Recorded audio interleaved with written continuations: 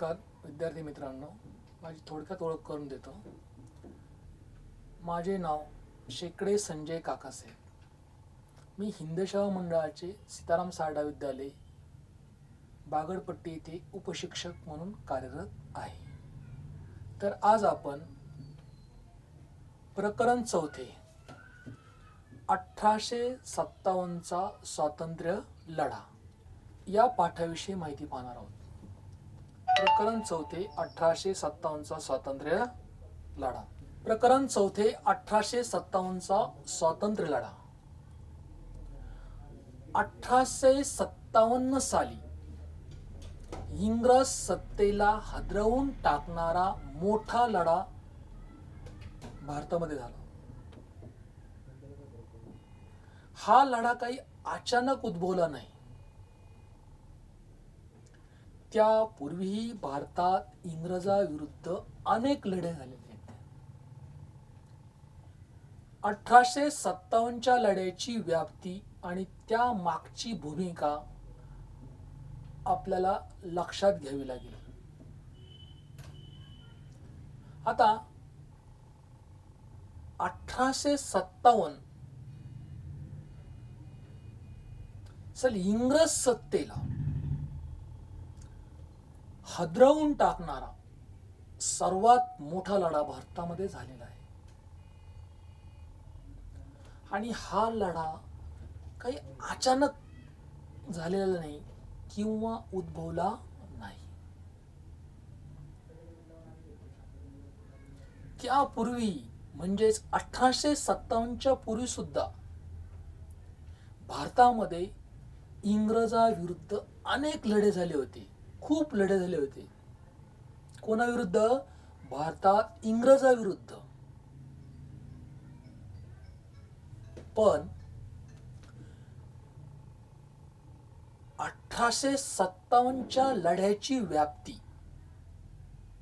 1857च्या लढ्याची व्याप्ती आणि त्या मागची भूमिका लक्षात घेऊन स्वातंत्र्यवीर सावरकरांनी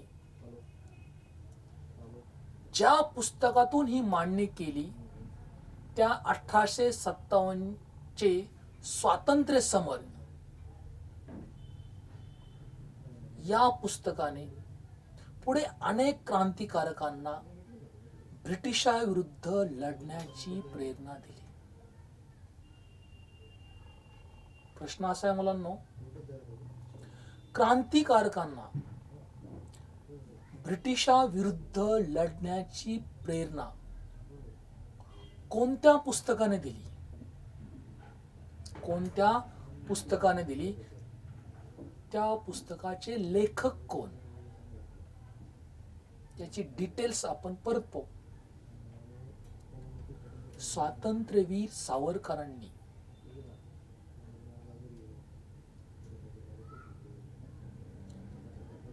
ज्या पुस्तकातून ही मांडणी केली त्या पुस्तकातून अनेक क्रांतिकारकांनी प्रेरणा घेतलेली आणि त्या पुस्तकाचं नाव आहे स्वातंत्र्य समर. काय नाव त्या पुस्तकाचं? स्वातंत्र्य समर. या पुस्तकातून अनेक क्रांतिकारकांनी ब्रिटिशाविरुद्ध लढण्याची प्रेरणा घेतली. आता नवीन मुद्दा आहे 1857 पूर्वीचे लढे. 1857 पूर्वीचे लढे. भारतात ज्या भागात इंग्रजांनी सत्ता स्थापन केली तेथील लोकांना इंग्रज शासनाचे दुष्परिणाम भोगावे लागले. संपूर्ण भारतामध्ये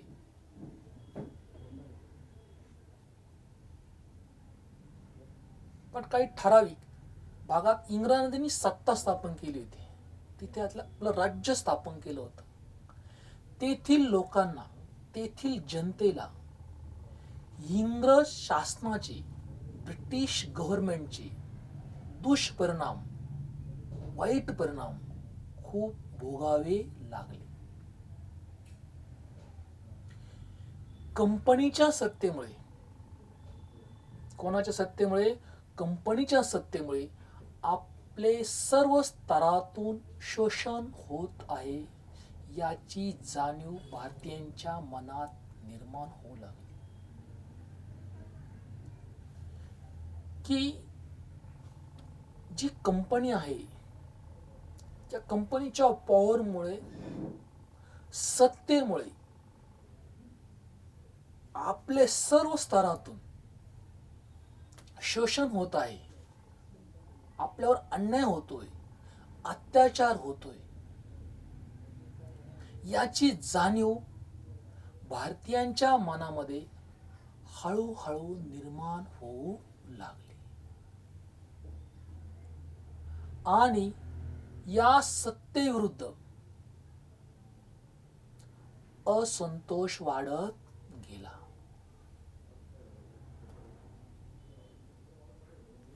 शेतकरी व सामान्य जनता, कोण? दोन, शेतकरी व सामान्य जनता कंपनी सरकारच्या काळात कंगाल झाली.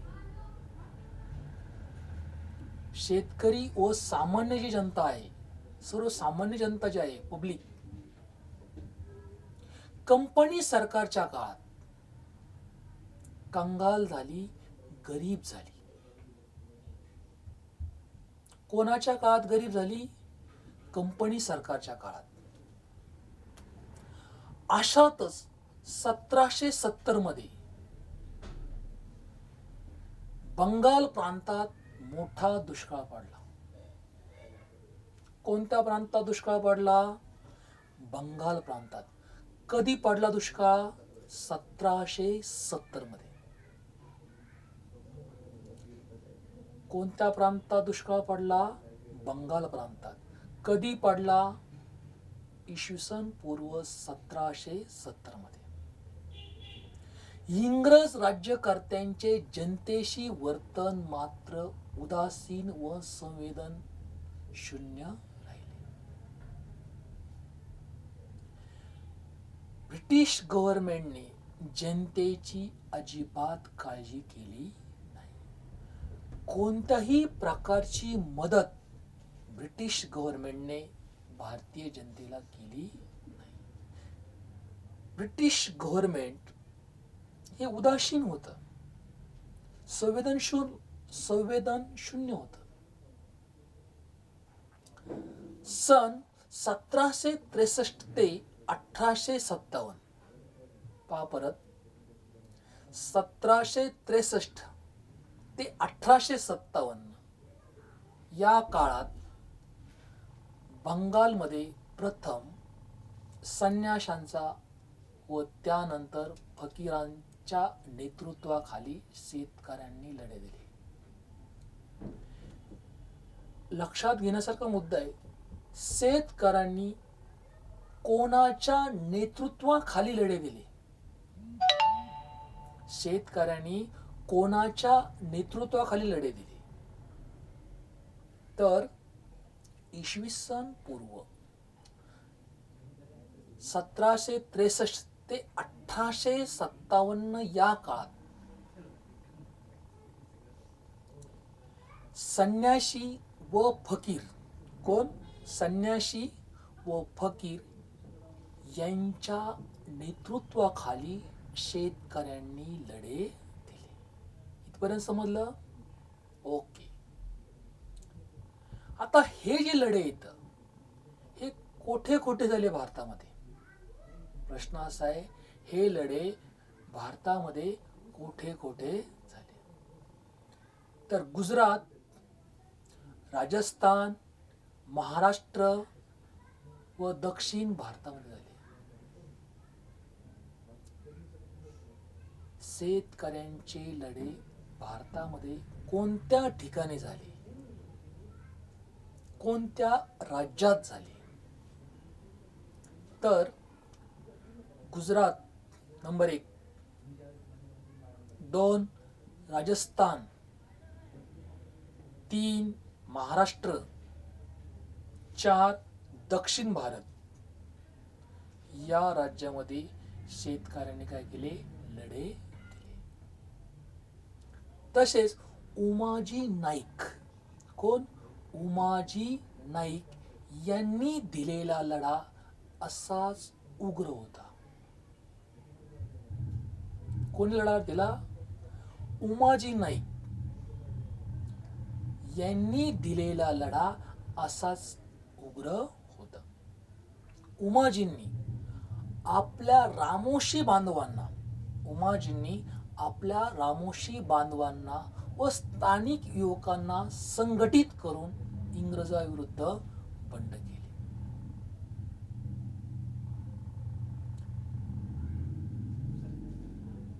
परत घेऊ आपण हा मुद्दा. उमाजी नाईक यांनी रामोशी बांधव आणि त्या राज्यातील, त्या ठिकाणातील स्थानिक जे युवक आहेत, स्थानिक जे तरुण आहेत, या तरुणांना संघटित करून एकत्र आणून इंग्रजाविरुद्ध बंड पुकारलेलं आहे. त्यांनी एक जाहीरनामा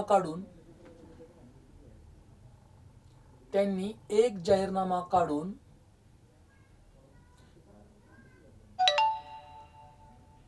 इंग्रजाविरुद्ध लढा देण्याची व इंग्रजी सत्ता झुगारून देण्याचे आवाहन केले. इंग्रजाविरुद्ध लढा देण्याची व इंग्रजी सत्ता झुगारून देण्याचे आवाहन केले. कोणी केलं हे? कोणी केलं?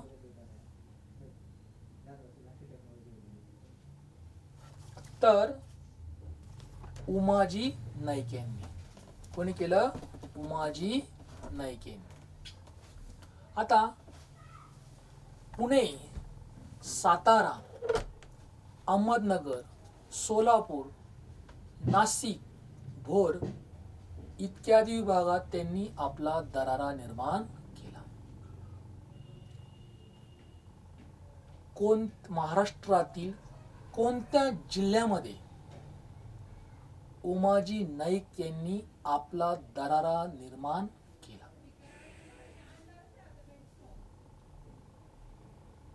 पुणे, सातारा, अहमदनगर, सोलापूर, नाशिक, भोर इतक्या विभागात त्यांनी आपला दरारा निर्माण केला. कोणकोणते जिल्हे महाराष्ट्रातील?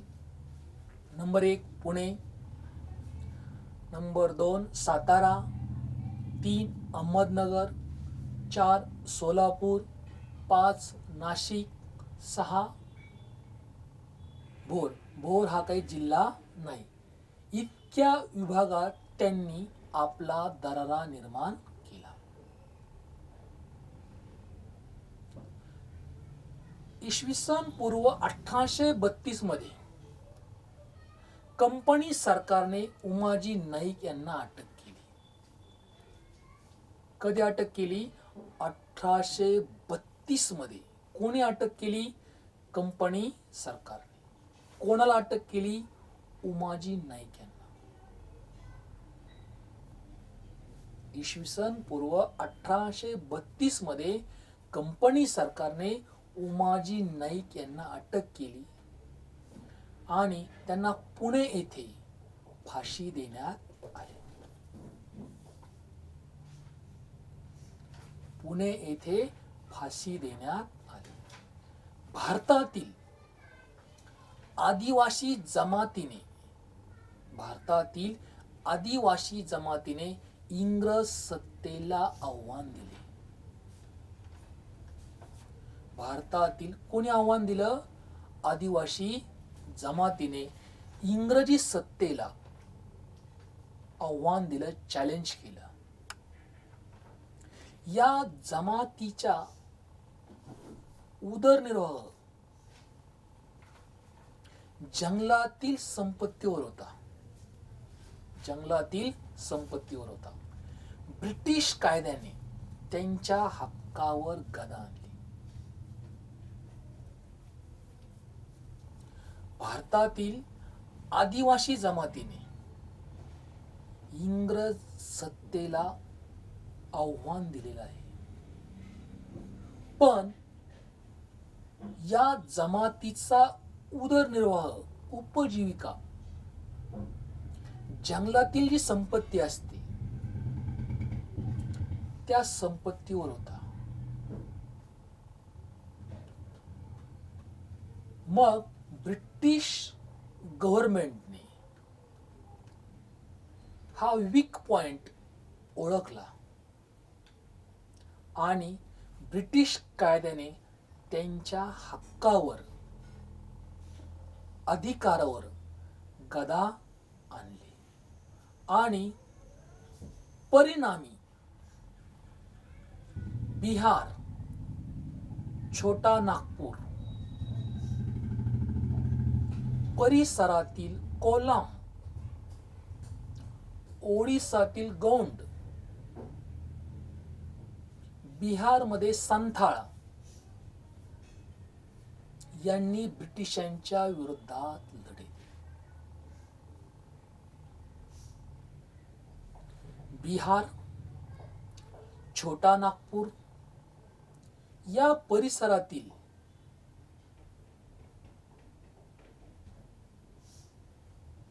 कोलाम,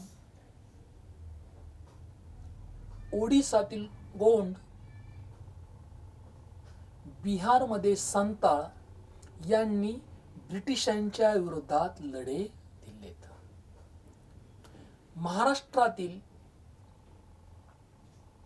भिल्ल, कोळी, रामोसी यांनी इंग्रजाविरुद्ध उठाव केले. महाराष्ट्रात कोणत्या जमातीने उठाव केले? तर महाराष्ट्रामध्ये भिल्ल, कोळी, रामोसी यांनी इंग्रजाविरुद्ध, ब्रिटिशांविरुद्ध उठाव केले. कोल्हापूर परिसरात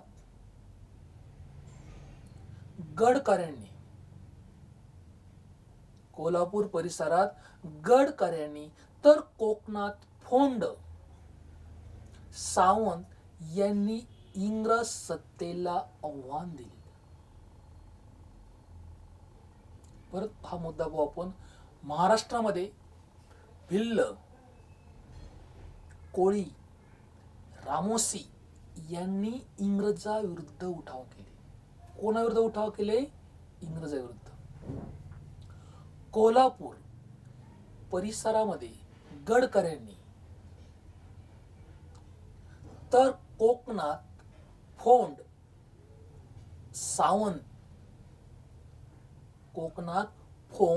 सावंत यांनी इंग्रजी सत्तेला आव्हान दिलेले. 1857च्या सालापूर्वी देशाच्या निरनिराळ्या भागात काही जमीनदार आणि राजे रजवाडे यांनीही लढे दिले. 1857च्या अगोदरचा इतिहास आपल्याला पाहायचा आहे. त्या काळातील जे जमीनदार असतील, राजे असतील, यांनी सुद्धा काय केलं? ईस्ट इंडिया कंपनीच्या विरोधात लढे दिलेले आहेत किंवा ब्रिटिशांच्या विरोधात लढे दिलेले आहेत. तसेच ईस्ट इंडिया कंपनीच्या फौजेत अनेक भारतीय सैनिक होते. जी ब्रिटिशांची कंपनी होती, ईस्ट इंडिया कंपनी, या कंपनीच्या फौजेत अनेक भारतीय सैनिक होते. पण कंपनीकडून त्यांना दुजा भावाची वागणूक मिळत असे, दुय्यम वागणूक मिळत असे. कोणाकडून? ईस्ट इंडिया कंपनीकडून. कोणाला? भारतीय सैनिकांना. काय होती दुय्यम वागणूक? तर त्यांचे वेतन व भत्ते, त्यांचे वेतन किंवा पगार व भत्ते इंग्रज सैनिकांच्या तुलनेत अत्यंत अल्प होते. ब्रिटिश सैनिक आणि भारतीय सैनिक यांच्यामध्ये जर तुलना केली तर वेतन आणि भत्ते भारतीय सैनिकांना खूप कमी होते. 1806 साली वेल्लोर येथे तर 1824 साली बराकपूरच्या उठावाने उग्र रूप धारण केले. 1806 साली वेल्लोर येथे तर 1824 साली बराकपूर च्या उठावाने उग्र रूप धारण केले. हे सर्व लढे त्या परिसरात झाले, त्या भागात झाले. ते स्थानिक स्वरूपाचे व एकाकी होते. हा उठाव संपूर्ण भारतामध्ये झालेला नाही, तर तो फक्त 2 ठिकाणी झाला. किती ठिकाण झाला? 2 ठिकाणी. 1806 ते 1824 या कालखंडामध्ये.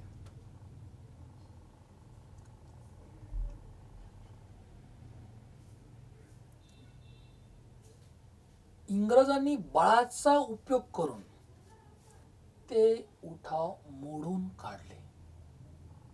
बळाचा किंवा ताकदीचा वापर करून ते उठाव काय केले? मोडून काढले. लोकांचा असंतोष काही दडपला गेला, पण तो नाहीसा झाला नाही. बळाचा उपयोग करून ते उठाव ब्रिटिशांनी मोडून काढले. लोकांचा असंतोष दडपला गेला, पण तो नाहीसा झाला नाही, संपलेला नाही. हा वणवा 1857च्या स्वातंत्र्य युद्धात भडकला. हा वणवा 1857च्या स्वातंत्र्य युद्धात भडकला. ब्रिटिश कंपनी सत्तेविरुद्ध अनेक ठिकाणी लढे उभे राहिले. ब्रिटिश कंपनी सत्तेविरुद्ध अनेक ठिकाणी लढे उभे राहिले. दारूच्या कोठारावर ठिणगी पडावी आणि त्याचा मोठा स्फोट व्हावा अशी अवस्था निर्माण झाली.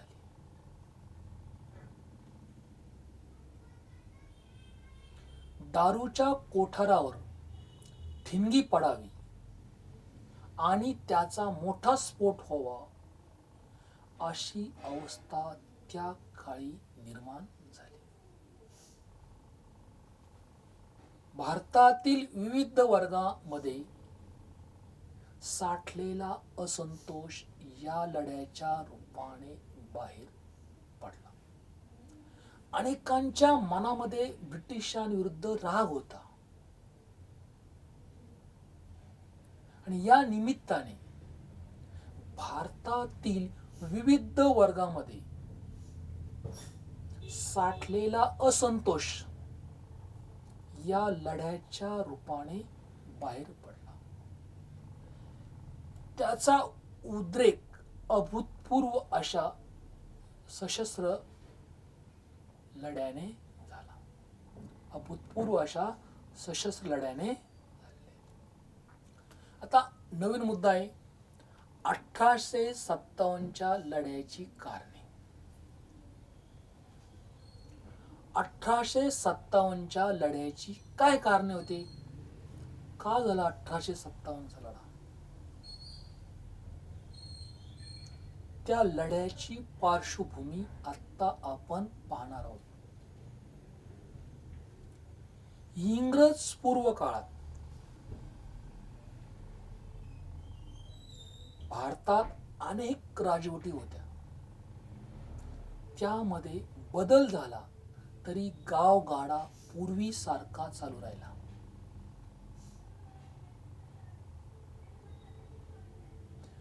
मात्र इंग्रजांनी प्रचलित व्यवस्था बदलून नवीन व्यवस्था निर्माण करण्याचा प्रयत्न केला. पहिलं कारण पहा, ब्रिटिश येण्याच्या अगोदर, इंग्रज भारतात येण्याच्या अगोदर भारतामध्ये अनेक राजवटी होत्या. त्या राजवटी बदलल्या, त्यामध्ये बदल झाला, पण गावगाडा पूर्वीसारखाच चालू होता.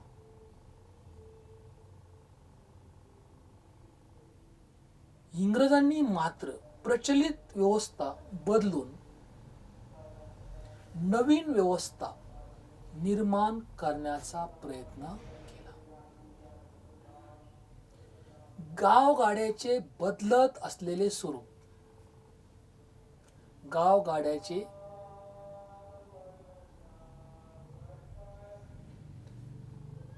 बदलत असलेले स्वरूप पाहून जनतेच्या मनात अस्थिरता व असुरक्षितता ही भावना निर्माण झाली होती.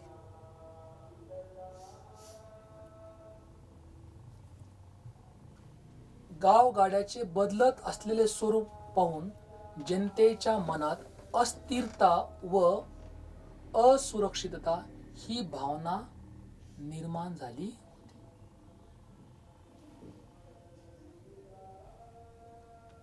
आता आर्थिक कारणे. इंग्रजांनी आर्थिक उत्पन्न वाढवण्यासाठी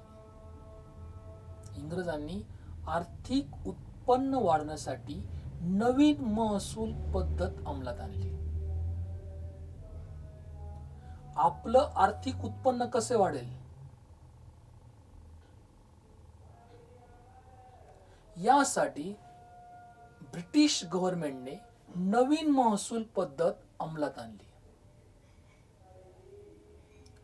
शेतकऱ्याकडून जबरदस्तीने महसूल वसूल केला.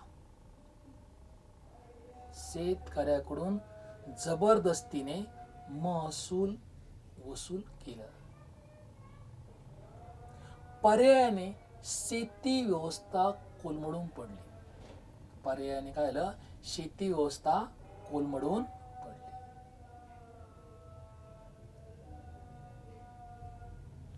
आणि इंग्लंडच्या बाजारपेठेतील माल भारतात खपून आर्थिक लाभ घेण्याचे ब्रिटिशांचे धोरण होते.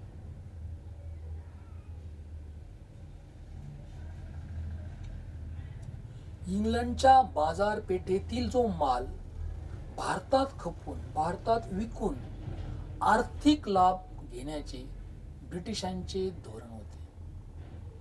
आणि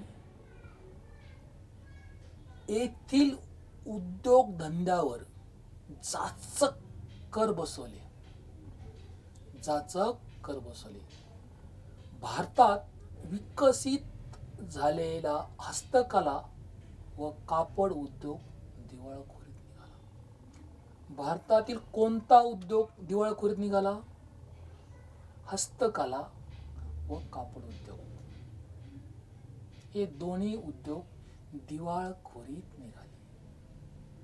अनेक भारतीय कारागीर बेकार झाले. या सर्वांच्या मनात इंग्रजाविरुद्ध असंतोष वाढत गेला. अनेक उद्योगधंदे बंद पडल्यामुळे भारतीय कारागीर बेकार झाले. हाताला काम राहिलं नाही. या सर्वांच्या मनात इंग्रजाविरुद्ध असंतोष किंवा राग वाढत